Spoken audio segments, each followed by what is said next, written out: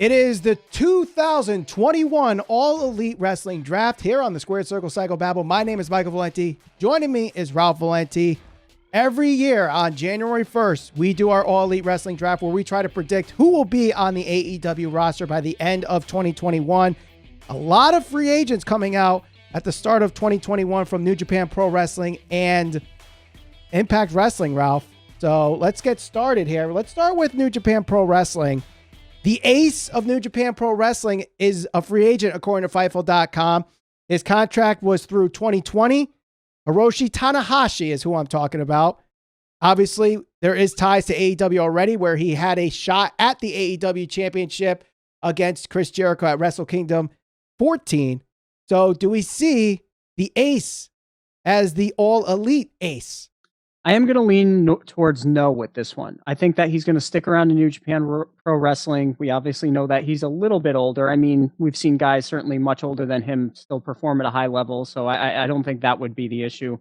But I think that just on a level of comfort, I think that he's going to stick around in New Japan Pro Wrestling. I don't see him making a jump to AEW, especially right now with everything kind of going on in the world. I think that he's going to stick around in New Japan and continue to work there. Maybe at some point further in his career, maybe we'll get a couple of one-offs, but for right now, I don't see him moving there. Yeah, this one I think is the tough one because this is the guy that a lot of people compare to John Cena with. He's like the John Cena of New Japan Pro Wrestling because even in their darkest times, he was the guy that was like the focal point of New Japan Pro Wrestling. Basically him, Shinsuke Nakamura, and you had the early rise of Kazuchika Okada. So I think he has that loyalty to New Japan Pro Wrestling. He is on the, older side of his wrestling career. And I don't know how many years he has left, how many years he wants to have. He's in terrific shape. If he does appear in All Elite Wrestling, I believe, like you said, it's a one-off or, two-off.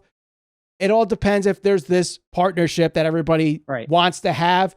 But for him to sign a full-time contract with AEW, I personally do not see it either, but some people that might join All Elite Wrestling after their contracts run out. Let's talk about some guys in Impact Wrestling. We'll start with the TNA Heavyweight Champion Moose, who, according to Fightful.com, a minimum of February 2021, his contract expires.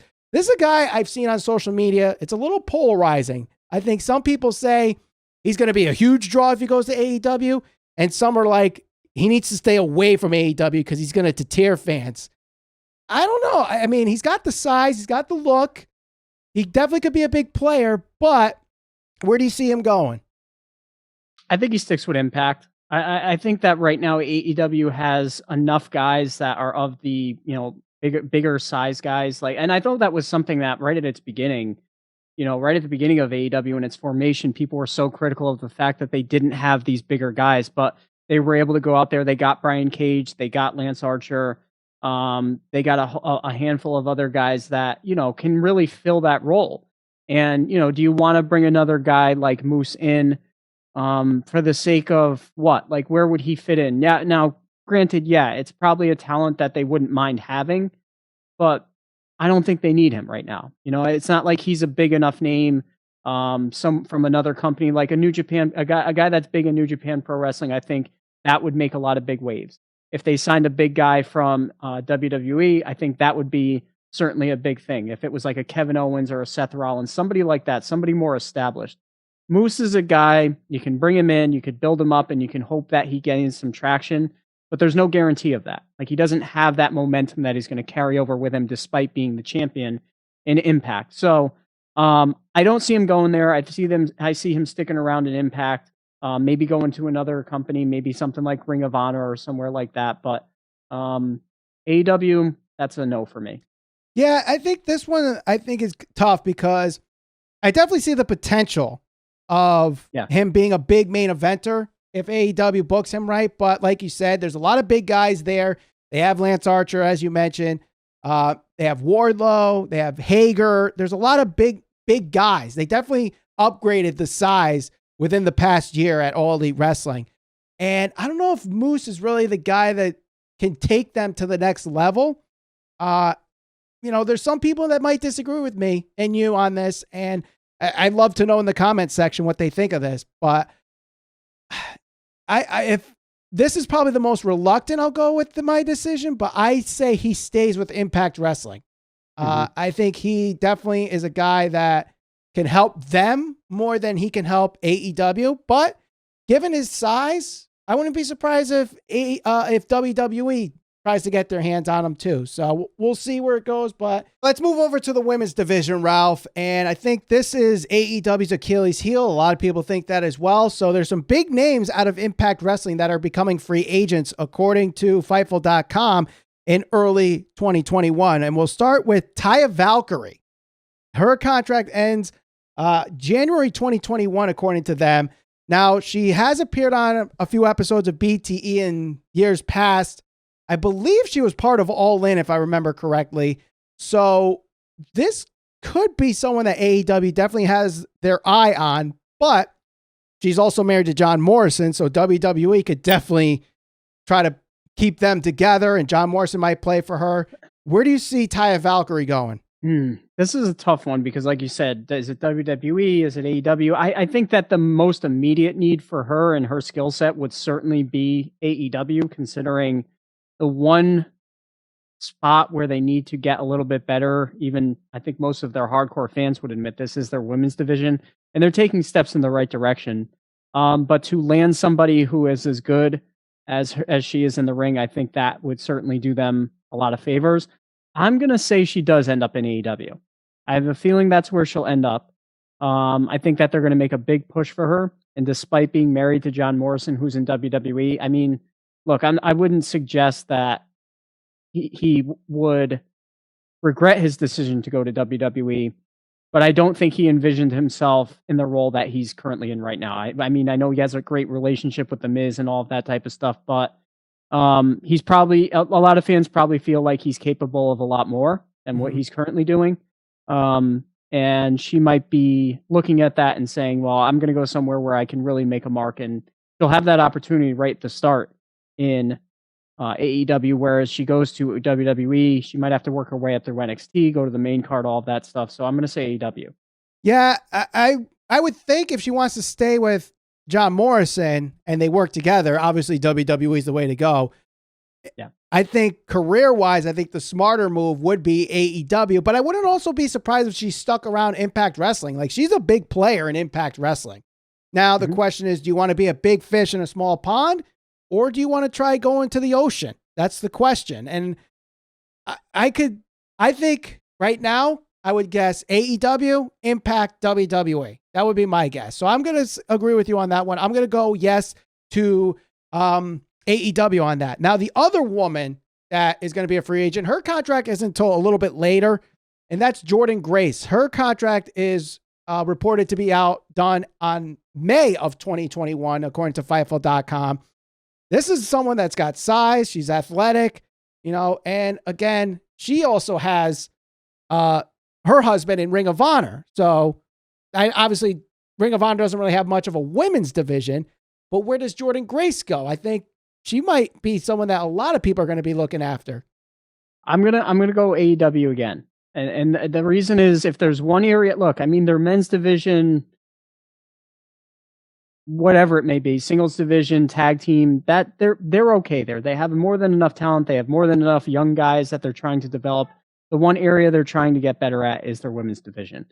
They got to land one of these two, I would think, or at least try to make a big push for one of these two if you're not going to sign somebody like a Tessa Blanchard. So I'm going AEW. Yep. All right. So now you bring up the tag team division, and one guy that is part of Impact Wrestling's tag team division is Ethan Page, obviously one half of the North. His contract is done. He is a free agent as of the episode launching right now. He is a free agent. Do you see him waiting for his partner to become a free agent and then they become a tag team commodity? Or do you see him going singles until his partner of the North becomes a free agent and they try to just work it together like the Miami Heat did all those years back with Wade, LeBron, and Chris Bosh? I think they wait. I think that they're worth more as a tag team. I know that, right now when you look at pro wrestling, AEW is really the company that's trying to push tag teams the most, I think. But at the same time, there's opportunity there, right? Impact Wrestling has their tag team division. They've got the Good Brothers. They've got the North. I think that there's still an opportunity for the two companies to work together. So we know Kenny's going to be doing some interpromotional stuff with Impact. We've seen Don Callis go back and forth between the two. So, they could probably still work something out where if they go to New Japan, they can maybe work with AEW as well. They probably want to go somewhere where they're going to have the opportunity to do all these things. So to me, that leaves it down to Impact, re-signing, or going to AEW. But the big question is where. I think that I can certainly see them going to AEW because I think that one of the big pushes or influencers is going to be the fact that FTR's there. FTR has wanted a match. They've been very vocal about this, wanting a match with the North. Now, they don't necessarily have to be signed to AEW for that to happen, but why the hell wouldn't you want that tag team under contract in your company? So I'll go AEW for this one as well. Now, I know WWE, according to reports, WWE is interested in Ethan Page, and I think that's more because Vince McMahon saw the Karate Man and wants that gimmick, maybe part of the 24/7 title picture. Maybe I'm wrong with that, but WWE, I think their Achilles heel is the tag team division. Now, whether or not they want to actually build that tag team division or not, who knows? But right now, they only have the Street Profits, the Usos, which one of them is still injured, the War Raiders or whatever, the Viking Raiders, whatever they're called. One of them is hurt. And that's really it. They keep breaking up these tag teams. So do they try to get the North to help their tag team division if they're trying to rebuild it? I don't know. But with that said, AEW, the problem is their tag team division is just so deep. Do they get lost in the shuffle? We've seen like Proud and Powerful kind of get lost in the shuffle. Jurassic Express, the Hybrid 2. There's a lot of tag teams there that a lot of people want to see, but you only got 2 hours. And that's a problem. So do the North get signed and then they get lost in the shuffle? And it's like, what's going on with these guys? I think part of the problem is this. AEW, they do have a deep tag team division, but when you really stop and look at it, only a handful of those tag teams are what I guess you would call, I don't know if established is the right word, but they have a certain sense of notoriety to them. FTR, they're one of the best tag teams in the world. The Young Bucks, they're one of the best tag teams in the world to most people. The North, even though they're probably relatively unknown to a lot of the non-Impact fan base or the non-hardcore fans, I think that enough people know them as one of the better tag teams in the world. Hybrid 2, Jurassic Express, Butcher and Blade, like there's a lot of potential there, but I just don't know if they're at that level yet. Proud and Powerful, I'm just as surprised as many people that they're not promoted a little more prominently. I think that 2021 is certainly going to be a different year for them, but right now they're in the inner circle and there's nothing wrong with that, but it's not like they're a top tier tag team in AEW. So I think that the North can be brought in and be right at the top of that list too. Now our final name, Ralph, Kota Ibushi.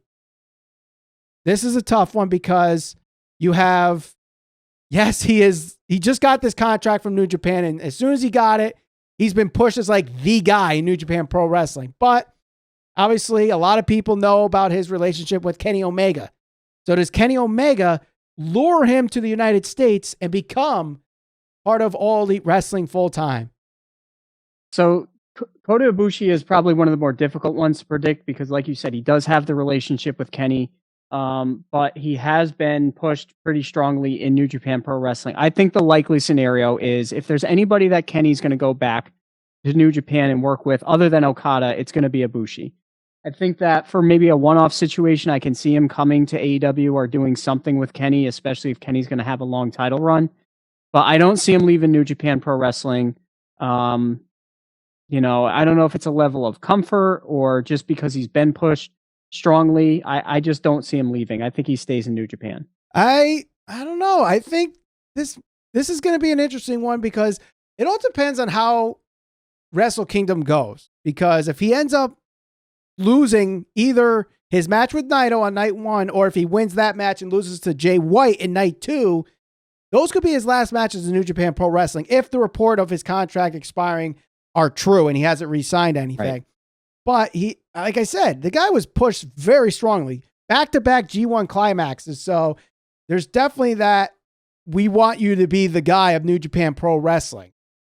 But there's been times where they wanted that to be the guy of New Japan Pro Wrestling, and they end up leaving. Shinsuke Nakamura left, Kenny Omega left, AJ Styles left.